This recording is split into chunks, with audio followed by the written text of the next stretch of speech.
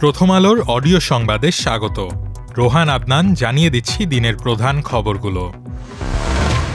Battery চালিত রিকশা মহানগর এলাকার বাইরে পাঠানোর চিন্তাভাবনা চলছে বলে জানিয়েছেন স্বরাষ্ট্রমন্ত্রী সালাউদ্দিন আহমদ।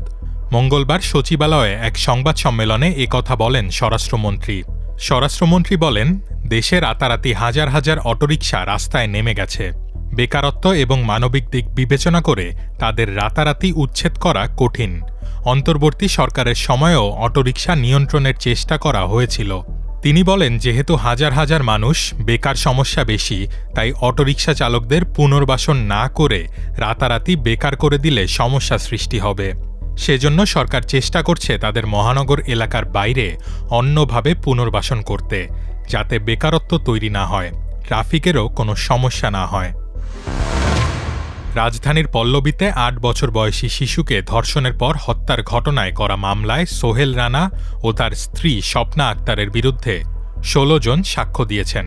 তাদের মধ্যে রয়েছে শিশুটির বাবা, মা, বোন, ফুফু ও চাচা।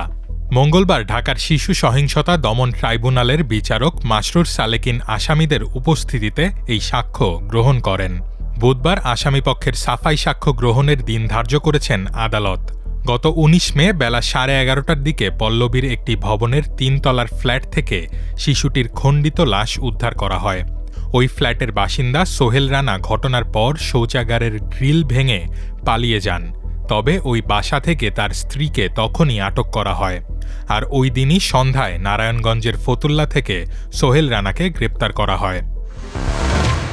ভোক্তা পর্যায়ে বেসরকারি খাতের তরলীকৃত পেট্রোলিয়াম গ্যাস এলপিজির দাম কমেছে।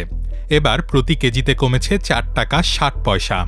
এতে বাজারে সবচেয়ে বেশি ব্যবহৃত ১২ কেজি এলপিজি সিলিন্ডারের দাম কমেছে ৫৫ টাকা। ১,৯৪০ টাকা থেকে দাম কমে নতুন দাম হয়েছে ১,৮৮৫ টাকা। মঙ্গলবার নতুন দাম ঘোষণা করেছে Bangladesh energy regulatory commission BERC। নতুন দাম মঙ্গলবার সন্ধ্যা ৬টা থেকে কার্যকর হবে।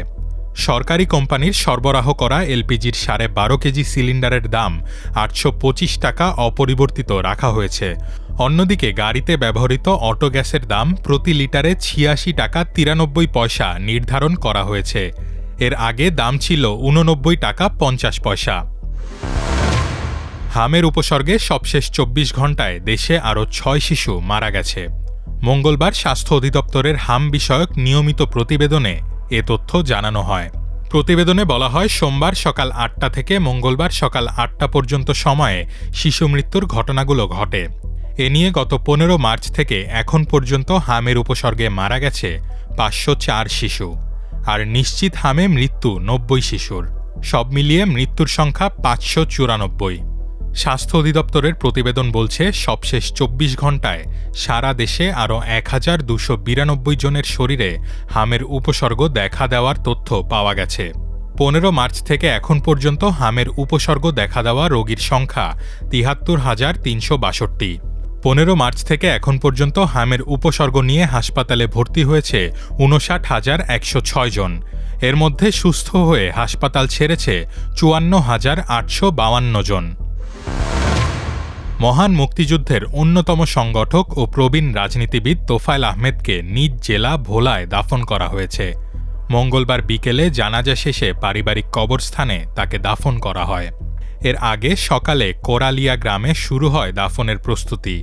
নিজ বাড়ির সামনে কবর খনন সহ সব আনুষ্ঠানিকতা সম্পন্ন হয়। পুরো গ্রামে ছিল শোকাবহ পরিবেশ। নানা শ্রেণী পেশার মানুষ ভিড় করেন শেষবারের মতো প্রিয় নেতার মুখ দেখতে। দীর্ঘদিন ধরে বার্ধক্যজনিত নানা জটিলতায় ভুগছিলেন তোফায়েল আহমেদ। সোমবার রাজধানীর একটি হাসপাতালে চিকিৎসাধীন অবস্থায় তার মৃত্যু হয়। তার বয়স হয়েছিল ৮২ বছর। এই ছিল এখনকার মতো। প্রথম আলোর অডিও সংবাদ শুনুন আমাদের ইউটিউব চ্যানেল, ফেসবুক পেজ ও prothomalo.com-এ।